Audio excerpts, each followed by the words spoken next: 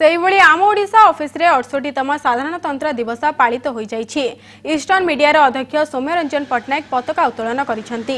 भाषा आंदोलन एवं रक्तदान उपरे मतदान उपरे गुरुत्व दैछंती। रक्तदान एवं भाषा आंदोलन रे आम ओडिशार गुरुत्वपूर्ण भूमिका नेछि। एबे मतदान उपरे गुरुत्वारोप कराजिबो बोली आम ओडिशा अध्यक्ष कहिसेंति।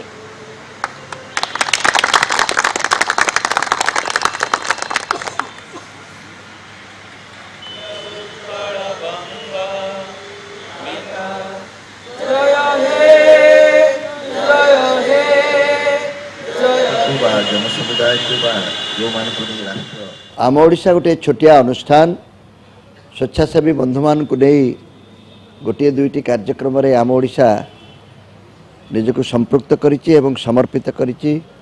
प्रथमे आमे भाषा ज्ञान कार्यक्रम आरंभ करिथिलु। परवर्ती समय रे रक्तदान कार्यक्रम रे आमे संपृक्त हेलु एवं तृतीय कार्यक्रम जहाँ कि आम पई सबुठारु अधिक गुरुत्वपूर्ण बोली मने होउछि। ए वर्षर से आमर संकल्प जे मतदान कार्यक्रम भाषा मनुष्य को जोड़े। भाषा न बंचिले मनुष्य निजे जोड़ी हब नाही कि परस्पर भितर हबार आदान प्रदान करि परिबो नाही। रक्त अभाव क्या मरिबा को दिया जीव नाही बोली गोटे संकल्परू रक्तदान कार्यक्रम सृष्टि आमे निजको ईश्वरंकर दूत बोली भाबू। कारण ईश्वर आमको सुस्थ सबल बोधे एइथिपाई रखिचंती जे आ गोटे असुस्थ लोक को आमे साहाय्य करि पारू, रक्तदान दे पारू। तेणु रक्तदान कार्यक्रम रे भाग नेउथुवा व्यक्ति मानकर अहंकार करिवार कोनोसी अवकाश नाही। सेमाने ईश्वर द्वारा प्रेरित एवं निर्देशित होई ईश्वर द्वारा सुरक्षित रहिचंती बोली आज रक्तदान करि पारुचंती।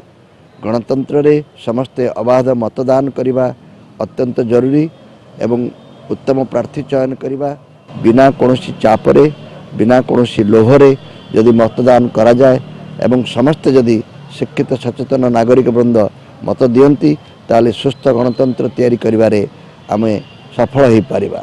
देखा जाउची सहरांचल रे शिक्षित व्यक्ति माने सचेतन व्यक्ति माने कम संख्यार भोट दौचंती। तेणु सबु युवबंधु माने यदि एई मतदान कार्यक्रम को सफल करिबा पई चेष्टा करंती ताले आम गणतंत्र निश्चित भाव में अधिक सुरक्षित।